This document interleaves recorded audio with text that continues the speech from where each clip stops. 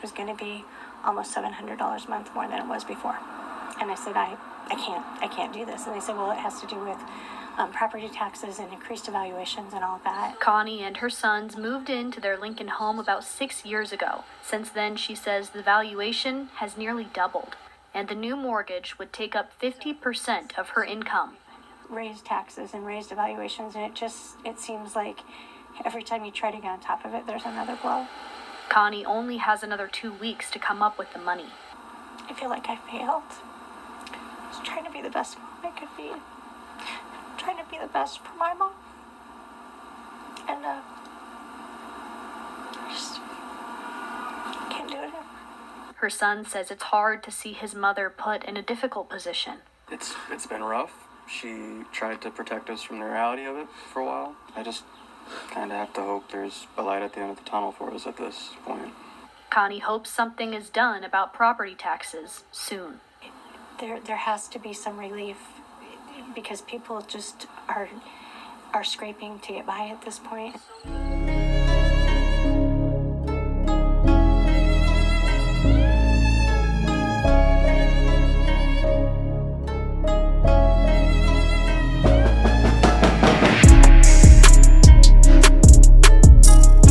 Hey there, freedom fighters, coming back at you with a Labor Day special. I hope you're having a good one. You know, I was hearing tweets all morning how this is some kind of communist holiday or something. So I figure we kind of talk around that. But yeah, I can't remember if it was Marx who created this, or I can't even remember. But it had some kind of like commie origins. Maybe some kind of anti-workers union or something like that. But, you know, screw all that, man. For some, it's just a day off. You know, you get some you time. Or some time with the family, you know, spend time with the family, do barbecue and all that. So I hope you all got something out of it. But, you know, I have been wanting to talk about like the economy and stuff like that, you know, for a while. So I figured what better time than now, kind of get into a conversation about, you know, like communism and capitalism and where we're headed in the future. You know, people are proposing new ideas like UBI and, you know, all kinds of stuff like this, like special grants and loans, which are basically just handouts and stuff like that. But, you know, kind of get your guys' opinion on where we're headed and, you know, just talk about this whole thing. You know, where we're headed is the you'll own nothing and be happy, you know, eat Z-bugs and shit. But, yeah, I mean, you got Klaus Schwab supposedly resigned, and that doesn't mean anything. You know, just like, I think Soros recently resigned, and he gave, you know, his son is taking over all the operations. I think Schwab did the same thing. I think his son is taking his place. But the whole WEF is covered in, like, his bloodline.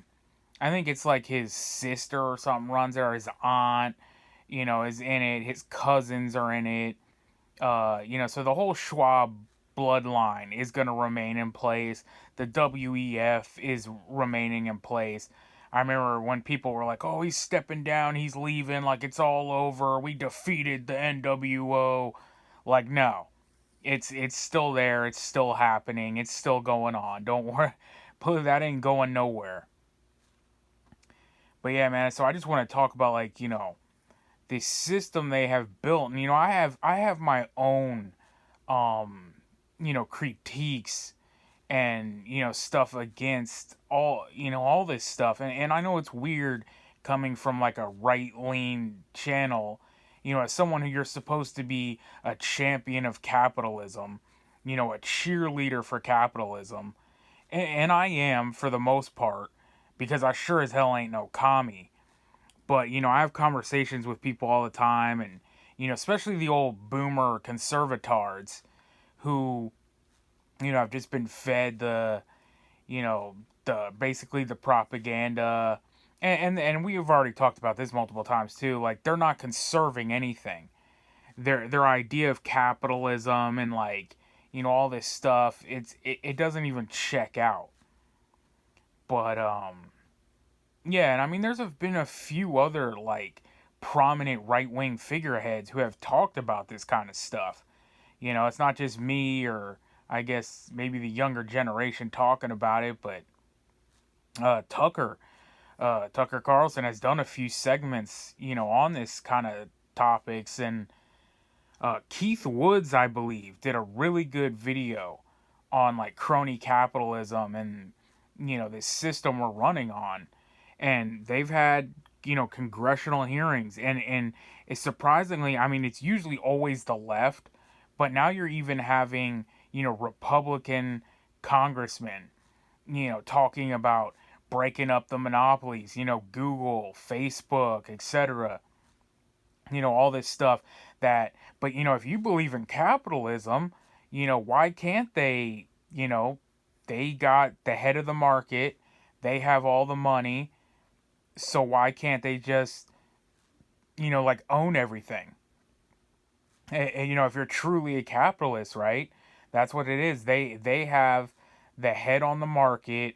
They own everything. I think Google is like literally, I can't even remember, like 95% of the search results, the ad revenue on the internet, everything. Like they own everything. Um, but if you believe in capitalism, they should be able to continue to do it.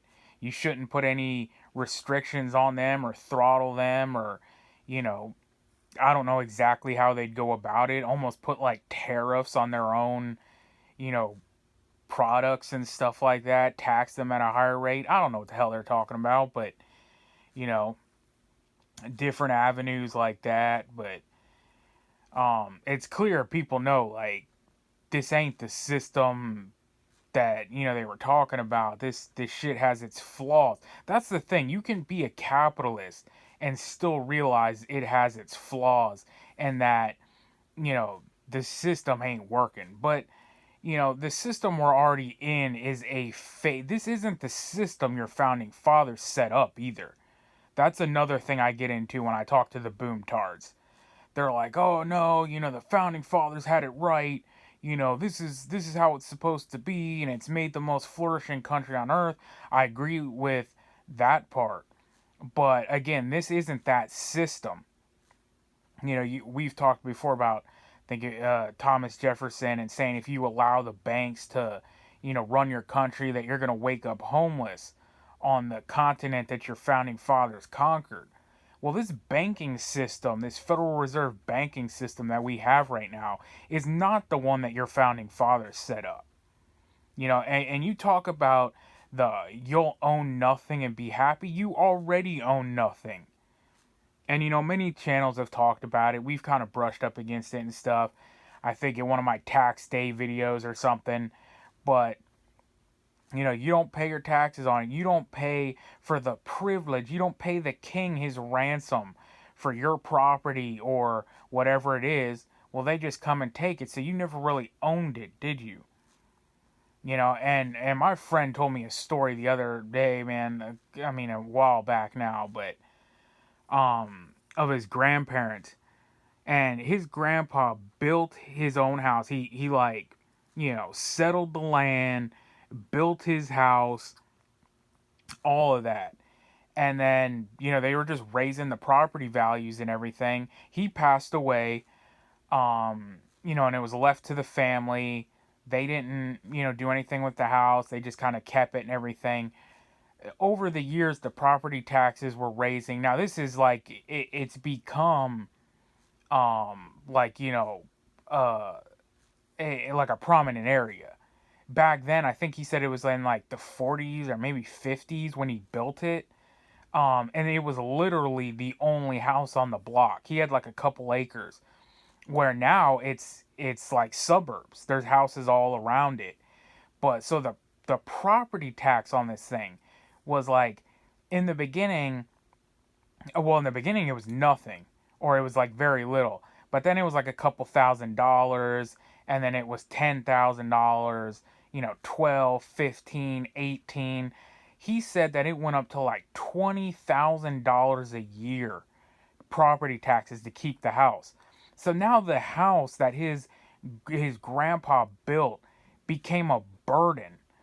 on the family.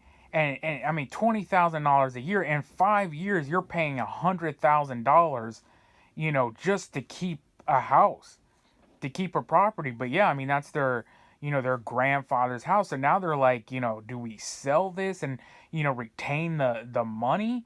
Because at some point, I think it was like a $500,000 house, $600,000 house, maybe even a little more than that. But you're paying $100,000 every 5 years, you might as well just get the money out of it. So that's what they ended up doing. They sold it. And it's like, this is the pure example of like everything is just getting like, you're literally getting priced out of the market. You have to, your choice is either to sell and just, pass it on. You don't get to hold on to it. And that's not the founding fathers' vision. Again, it was you settled the land. I forget exactly how it was, but I know there was a thing back in the day called the Homestead Act, where basically you just picked out your land, you staked, flags or a fence around it, and you said, okay, this is so and so, the Johnson's property, and they marked that down that's where you were at and everything, and you were allowed to basically keep it and pass it on to your children, your grandchildren. And that property, they thought, well, okay, like this is always at least going to be in my family. My children are going to have a house, and their children are going to have a house. If somewhere down the road they choose, this isn't what we want anymore, we want to move, we want a different location, whatever, then fine. They can do that. They can then sell that property and whatnot, but not be priced out of it and literally thrown out, of their grandparents' vision and what they built. But yeah, man, I'm just rambling. I kind of wanted to come on a short and sweet message here for Labor Day and talk about. Like I said, I've been wanting to do some kind of economic videos before. I'll probably get into more of this, system stuff, man, and talk about, this federal bank cartel system, the monetary debt slave system that a lot of people don't even understand. They can't even grasp it. And I'm not no freaking economical genius, scholar either. But I know enough of it that you're being played. This isn't how it was supposed to be. I know that for sure. This banking system was created in 1913. It wasn't in 1776. Or any of that. So anyway, that's what we'll get to in the future. Let me know what you think about it. What you want to know ahead, stuff like that.